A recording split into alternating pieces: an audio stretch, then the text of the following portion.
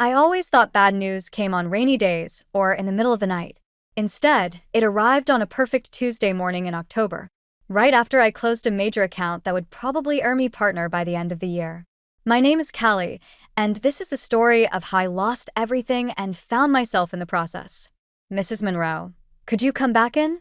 Dr. Chen's voice carried none of the warmth from our usual checkups. I'd known her for years. She'd helped me through migraines and stress-related insomnia as my career took off. But this was different. I smoothed my skirt and followed her back into the examination room, my heels clicking against the linoleum floor. The sound echoed in my ears, somehow louder than usual. The blood work showed some concerning markers, she said, pulling up images on her computer. And the follow-up tests confirmed what we suspected. My phone buzzed in my purse. Probably Gavin, asking about dinner plans. We were supposed to celebrate my win tonight at that new French place downtown. I let it go to voicemail. It's cancer, isn't it? The words came out steady, surprising even me. Dr. Chen nodded, her face softening. Stage 2 breast cancer. But Callie, we caught it relatively early. The prognosis is good with immediate treatment. The rest of the conversation became a blur of statistics and treatment options. I nodded at appropriate intervals, took the referrals she handed me, and somehow managed to walk out of her office without falling apart. In my car, I sat staring at my phone. 3 missed calls from Gavin. I should call him back, tell him everything.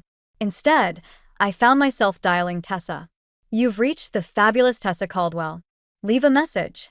I hung up without speaking. What would I even say? Hey, best friend, guess who just joined the cancer club? My phone lit up again. Gavin. Hey babe, his voice came through, distracted as usual. We still on for tonight? I invited Marcus to join us. Hope that's okay. He's had a rough week. Marriage troubles again. I watched a couple walk past my car, holding hands and laughing about something. They looked so normal, so unaware that someone's world was imploding 20 feet away from them. Callie? You there? Yeah, I managed. About tonight. I'm not feeling great. Maybe we should reschedule. Seriously? Come on, you've been talking about this celebration for weeks. Marcus already changed his plans to join us. Something in his tone made me pause.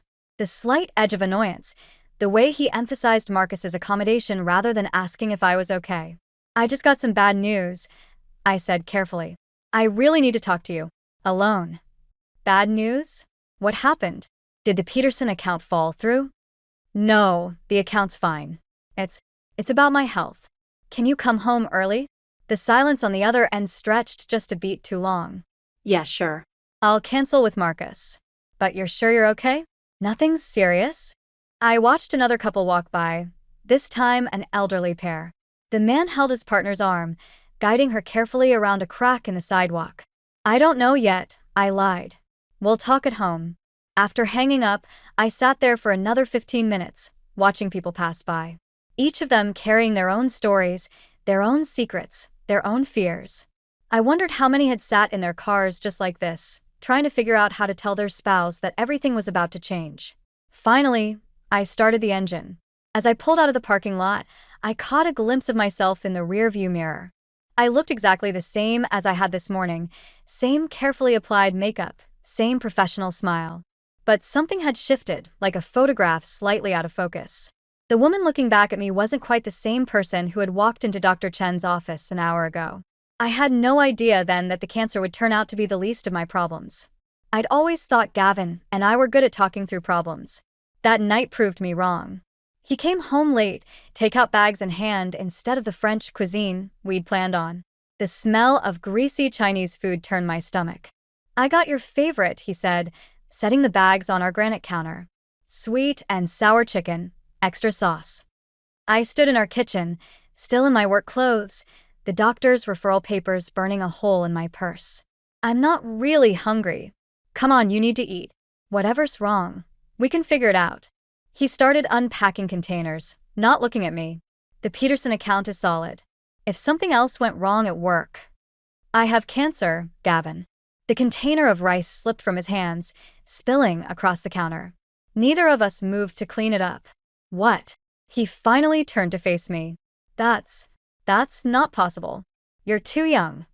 I laughed, a hollow sound that surprised us both. Apparently not. He ran his hands through his hair, a nervous habit I used to find endearing. Now it just reminded me of how he dodged my calls all afternoon. What's the treatment plan? How much will this cost? Does your insurance? Really? That's your first question? The words came out sharper than I intended. Not "are you okay?" or "how are you feeling?" "I'm trying to be practical here," he said, his voice rising slightly. "Someone has to think about the logistics." The distance between us felt wider than the kitchen island separating us. I watched him fidget with his wedding ring, twisting it around his finger. "Dr. Chin referred me to an oncologist," I said, pulling out the papers. "I have an appointment next week. Stage 2 breast cancer. They caught it early." Gavin nodded, but his eyes kept darting to his phone on the counter. It buzzed with an incoming text. He reached for it automatically. "Don't," I said quietly. "Please, just be here with me for 5 minutes." He pulled his hand back like the phone had burned him. "Sorry." Force of habit. "Marcus has been dealing with some stuff at work and—" "I don't care about Marcus." The force of my own voice startled me. "I'm your wife and I just told you I have cancer. Can you please just hold me? Tell me we'll get through this?" He came around the island then, wrapping his arms around me. But something felt off. His embrace was stiff, mechanical, like he was following a script for supportive husband, but couldn't quite remember his lines. "We'll figure this out," he said into my hair. "I promise." His phone buzzed again. And again. This time, he pulled away to check it. "Marcus is having a crisis," he said, already typing a response. His wife found some messages on his phone and he needs to talk to his best friend. Right now. When your wife just told you she has cancer. I stepped back, suddenly cold despite the warm kitchen. "Go ahead. He clearly needs you more than I do." "Kelly, don't be like that. You know I'm here for you. But I can't just ignore my friends when they need help." "Like you ignore my calls all afternoon?" He had the decency to look guilty. "I was in meetings. Important ones. You know how it is." I did know. I'd been in plenty of important meetings myself. But I'd always stepped out for his calls, always put him first. When had that stopped being mutual? "Go," I said, turning away to gather the scattered rice. "Go help Marcus with his marriage crisis. I'll be fine here, planning my cancer treatment alone." "You're not alone," he protested, but he was already grabbing his keys. "We'll talk more tomorrow, okay? When things are calmer." I didn't answer. The front door closed behind him with a soft click that felt oddly final. Standing in our pristine kitchen, surrounded by spilled rice and cooling takeout, I realized something that should have been obvious long before my diagnosis. My marriage was already sick. The cancer had just exposed the symptoms. I pulled out my phone and dialed Tessa's number again. This time, when it went to voicemail, I left a message. "Hey, it's me. I need you. Everything's falling apart, and I don't think Gavin's going to be here to help pick up the pieces." Tessa showed up at my first chemotherapy session with 2 cups of ginger tea and a look I knew too well, the one that meant she had something to say that I wouldn't want to hear. "He didn't come with you?" She settled into the chair beside my treatment recliner, scanning the room as if Gavin might be hiding behind one of the privacy curtains. "Working," I said, adjusting the 4-line in my arm. "Big presentation today." "Right. Because those are so much more important than your first chemo session." She handed me one of the teas. "Have you noticed anything odd lately?" I took a sip, grateful for the warm liquid against the metallic taste already forming in my mouth. "You mean besides my husband becoming a ghost in our marriage?" "Marcus's wife left him last week," Tessa said carefully, watching my face. "Apparently, he's been staying at a friend's place." "I know." Gavin mentioned it. The tea suddenly felt too hot in my hands. "What aren't you telling me?" A nurse passed by, checking my vitals. I forced a smile, pretending this was just another casual conversation between friends. "Sarah, from accounting? She saw Gavin and Marcus at Riverside Cafe yesterday." Tessa paused, her fingers tightening around her cup. "They weren't alone. It was probably a business lunch," I said, but my voice sounded hollow even to me. "There was a woman with them. Young, blonde." Sarah said she seemed familiar with them both. Tessa leaned closer. And she was wearing your favorite scarf, the blue Hermes one Gavin gave you for your anniversary. The room tilted slightly. I remembered searching for that scarf last week, assuming I'd left it at the office. That doesn't mean anything, I said, but memories started clicking into place like puzzle pieces I'd been avoiding. The late nights, the mysterious text messages, the way Gavin had been so invested in Marcus's marriage problems. Callie. Tessa's voice softened. You know I wouldn't say this if I wasn't sure. Sarah took pictures. Show me. She pulled out her phone, hesitating. Maybe we should wait until after your treatment. Show me now. The photos were clear despite being taken from a distance. Gavin and Marcus at an outdoor table, laughing with a woman I'd never seen before. She was wearing my scarf. And in the last photo, Gavin's hand rested on hers, their fingers intertwined. I'm going to be sick, I said, and Tessa barely got the basin under my chin in time. The nurse rushed over, assuming it was the chemo, but I knew better.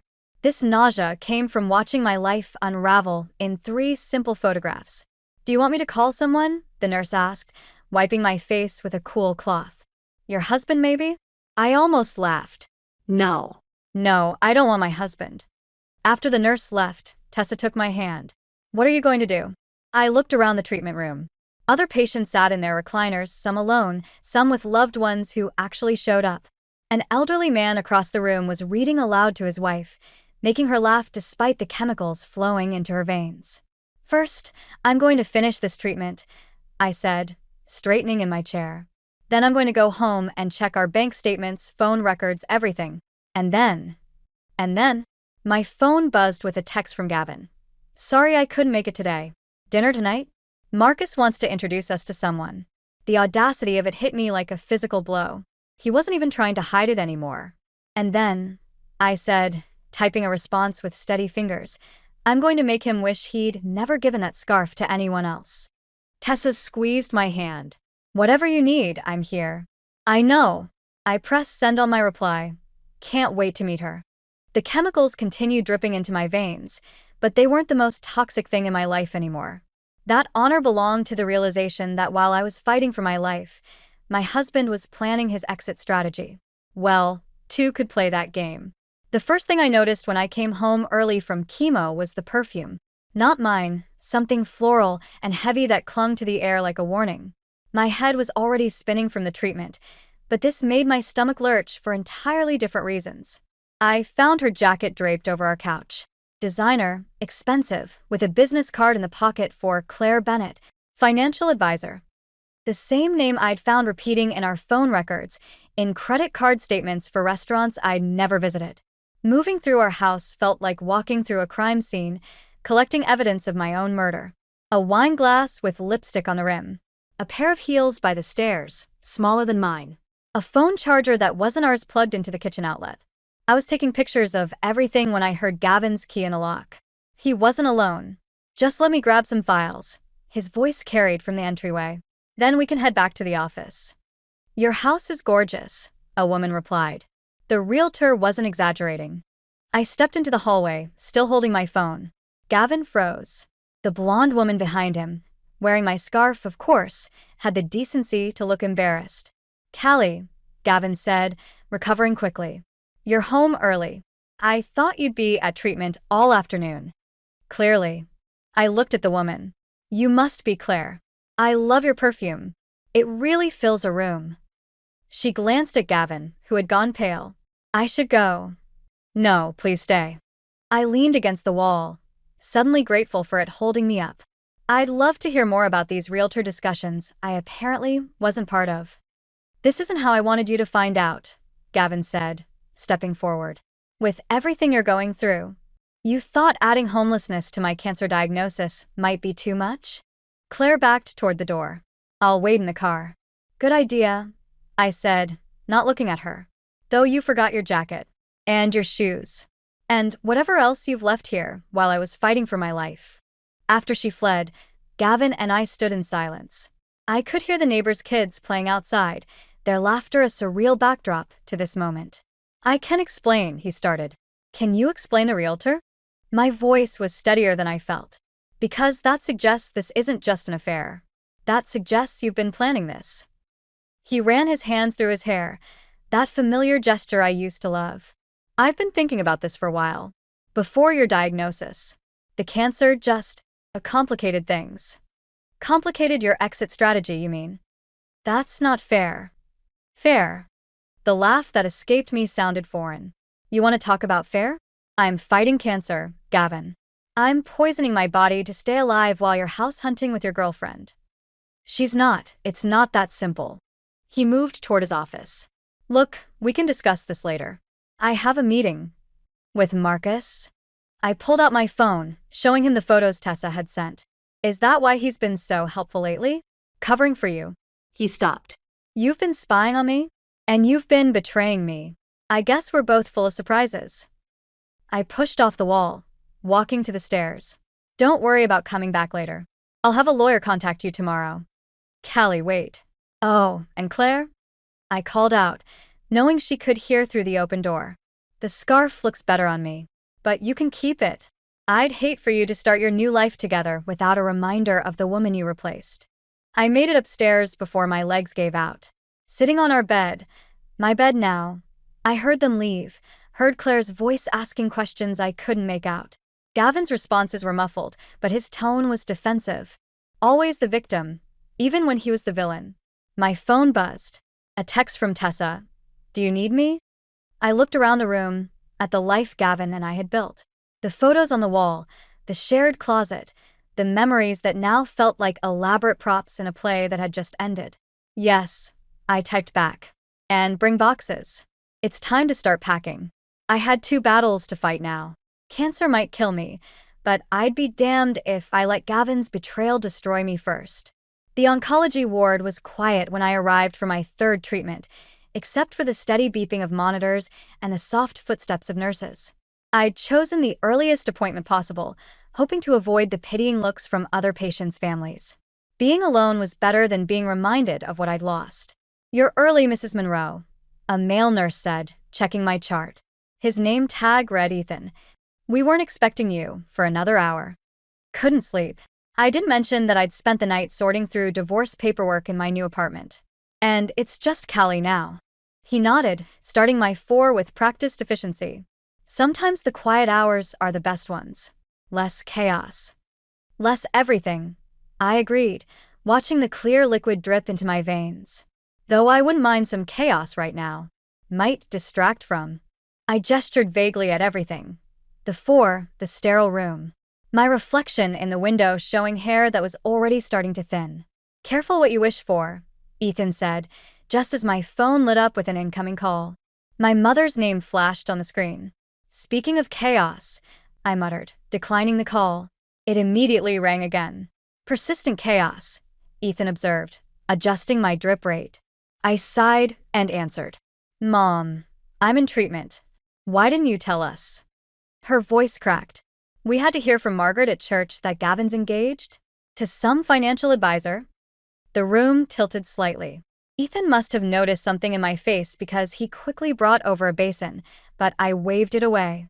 That's not possible, I said. We're not even divorced yet. Well, tell that to Claire's Instagram. The ring is bigger than the one he gave you. My fingers found the empty space on my left hand where my wedding ring used to be. I'd pawned it last week to pay for the apartment deposit. Mom, I need to go. Your father wants to talk to him, man to man. No, I said sharply. No one is talking to anyone. I'm handling this. But, sweetheart, I have to go. The nurse needs to check something. I hung up, hands shaking. Ethan pretended to be busy with my chart, giving me a moment to compose myself. Finally, he said, I've noticed something about cancer patients. What's that? The ones who try to handle everything alone? They're usually the strongest ones. But they're also the ones who crash the hardest. I looked up at him, ready to defend myself, but there was no judgment in his eyes. Just understanding, and something else I couldn't quite name. Speaking from experience? I asked. He rolled up his sleeve, revealing a faint scar. Lymphoma, 5 years ago.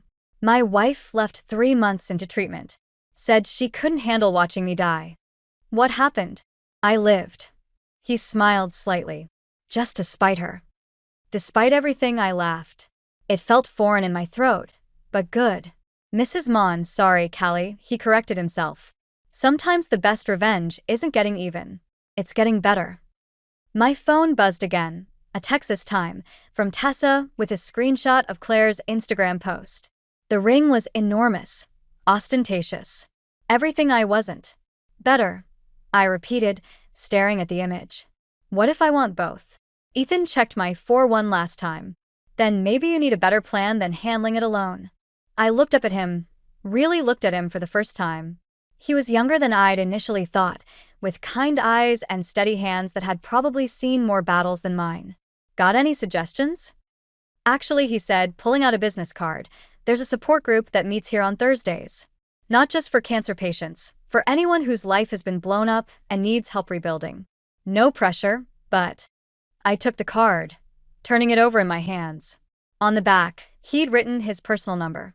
Just in case you decide chaos is overrated, he said quietly, before moving on to his next patient. I watched him go, then looked back at my phone. Claire's perfectly manicured hand sparkled up at me, wearing a ring bought with money that was partially mine. Getting better. Getting even. Maybe I could do both. I had planned on attending Linda and Harold's 40th anniversary party. But when I learned Gavin and Claire would be there, something inside me snapped. Maybe it was the chemo making me reckless, or maybe I was just tired of hiding. My hair had started falling out in clumps that morning. Instead of crying, I'd called my stylist and had her shave it all off.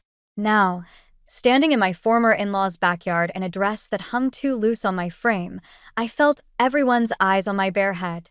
You came, Linda whispered, hugging me carefully. We weren't sure. I wouldn't miss it, I said, watching Gavin's face across the yard as he registered my presence. Claire clutched his arm, her ring catching the afternoon sun. Some things are worth fighting for. The party continued around us like a surreal play. People making small talk, avoiding the obvious drama unfolding. I moved through the crowd, accepting hugs and deflecting questions about my health, my divorce, my life. You shouldn't be here, Gavin said, finally approaching me by the drinks table. This is inappropriate. Inappropriate. I poured myself a ginger ale, proud that my hands didn't shake. Like proposing to your mistress before your divorce is final? Keep your voice down. He glanced around nervously. This isn't the time or place. When is the time, Gavin? When I'm dead. Is that what you're waiting for? The conversation around us stuttered to a halt. Claire appeared at his elbow, trying to pull him away. That's not fair, he said, but his eyes wouldn't meet mine. You know that's not fair. The word tasted bitter. Was it fair when you were house hunting with her while I was getting pumped full of poison? Was it fair when you used our joint accounts to buy that ring? I earned that money too, he snapped. I spent years living in your shadow, watching you climb the corporate ladder While you what? Planned your escape? Built your backup life? Callie. Linda appeared beside me, her face tight with concern. Maybe we should go inside. No. I straightened my spine, feeling dizzy, but refusing to show it. I want everyone to hear this. I want them to know exactly who they're celebrating with. The yard had gone completely silent. Even the birds seemed to be holding their breath. You want to talk about fairness, Gavin? Okay. Let's talk about how you waited until I was literally fighting for my life to show your true colors.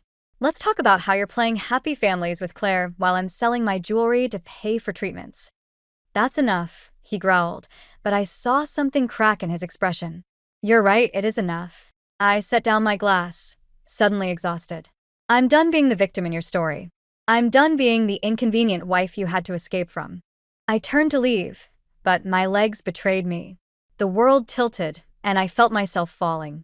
Strong arms caught me, not Gavin's but Harold's. I've got you, sweetheart, my former father-in-law said, his voice thick with emotion. As he helped me to a chair, I heard Claire's voice. This is exactly why he left. She's always been so dramatic. The sound of a slap cut through the air. I looked up to see Linda standing over Claire, her hand still raised. Get out of my house, Linda said quietly. Both of you. Mom, Gavin started. Don't you dare call me that. Not after what you've done. I watched through blurring vision as Gavin and Claire left, the party dissolving into shocked whispers and hurried goodbyes. My victory felt hollow. tasting of ash and chemotherapy. I shouldn't have come, I whispered to Harold, still holding my arm. I've ruined everything. No, child, he said, his weathered hand covering mine. Sometimes things need to break completely before they can heal properly. But sitting there, too weak to stand, watching my former life crumble around me, I wondered if there was anything left worth healing. The cancer was spreading despite treatment, my career was on indefinite hold, and now I'd lost the only family I'd had for the past decade. Rock bottom, I realized, wasn't a place. It was a state of mind, and I was falling deeper by the second. The oncology ward's waiting room wasn't where I expected to have my final showdown with Gavin, but life has a way of choosing its own battlegrounds. I was filling out paperwork for my latest round of treatment when he walked in, looking as lost as I'd felt 3 months ago. Marcus told me, he said, hovering by the chair next to me, about his wife, about everything. I kept writing, focusing on the steady motion of pen across paper. Congratulations on finally catching up to what everyone else already knew. Can I sit? It's a free country. Unlike marriage, apparently. He sat, running his hands through his hair, that familiar gesture that used to mean something different. Claire left. She's been seeing Marcus for months. The whole time she was... Karma's a funny thing, isn't it? I signed the last form with more force than necessary. Is that why you're here? Looking for sympathy? I'm here because I was wrong. His voice cracked. About everything. Before I could respond, Ethan appeared with my chart. He assessed the situation with one quick glance. Everything okay here, Callie? I nodded, grateful for his presence. Just finishing up the paperwork. Good news on your latest scan, Ethan said, pointedly ignoring Gavin. The tumor's shrinking. Treatment's working. Unlike your engagement. I couldn't help adding. Gavin flinched. I deserve that. I deserve all of it. But Callie, if you'd just let me explain. Explain what? The words burst out of me. How you abandoned me when I needed you most. How you took our life savings to build a future with someone who was playing you just like you played me. I was scared, he whispered. Watching you get sick, seeing you so strong even when you were falling apart. It reminded me of how weak I am. How I've always been the one holding you back. That's not an excuse. No, it's not. He pulled out an envelope. That's why I brought this. The house sale went through. I'm signing over my half to you. And I've already transferred back everything I took from our accounts, plus interest. I stared at the envelope, remembering all the nights I'd laid awake planning my revenge. Now here it was, served up on a silver platter, and it felt empty. Keep it, I said. What? I said keep it. I stood up, suddenly feeling stronger than I had in months. I don't want your guilt money, Gavin.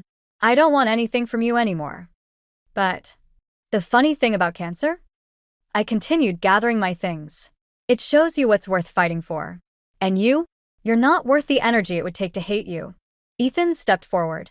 Your treatment room's ready. Thanks. I turned back to Gavin one last time. You know what real strength is? It's not running away when things get hard. It's not choosing the easy path because you're afraid of your own inadequacies. It's staying. It's fighting.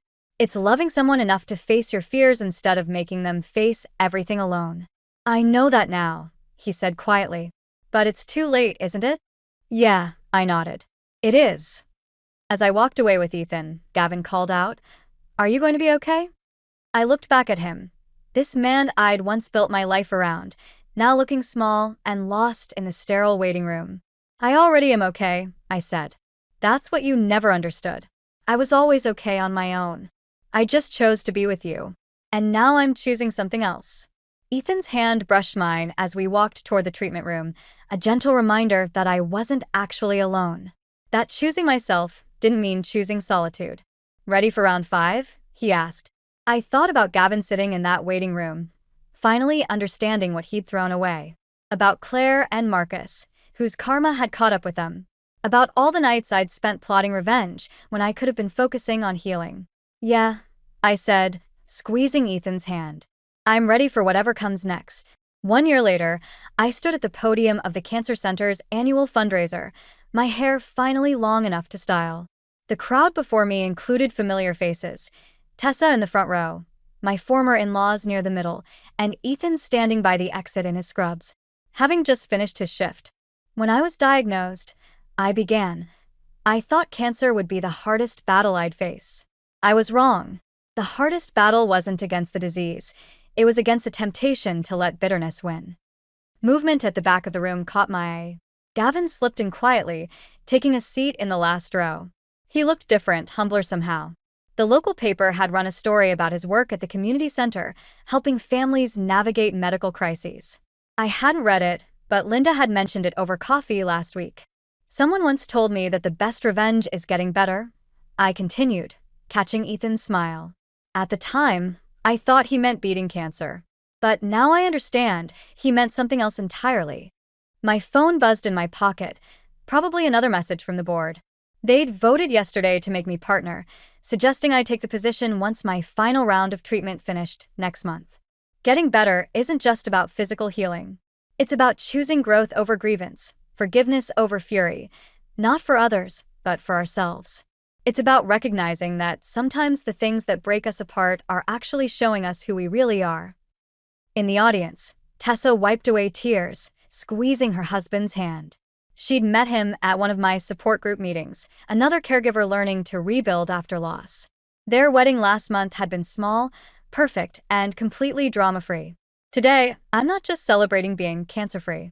I'm celebrating being free from the weight of wanting revenge, from the burden of bitterness. And I'm grateful, yes, grateful, for every step of this journey, even the painful ones, especially the painful ones. After the speech, during the mingling and silent auction, Gavin approached me. He looked nervous, clutching a small gift bag. "You look well," he said. "I am well." I noticed he wasn't wearing his wedding ring anymore. Neither was I. I have something for you." He handed me the bag. I found it while cleaning out my mom's attic. Inside was a faded photograph from our first date, both of us laughing at some forgotten joke, full of hope and possibilities we couldn't yet imagine. "I thought you might want to burn it," he said quietly. "Part of your healing process, or whatever." I studied the photo, remembering that evening. We'd been so young, so certain about everything. "Actually," I said, handing it back, "I think you should keep it. We both need to remember who we were, to understand who we've become." He nodded, understanding flickering across his face. "You really are better, aren't you?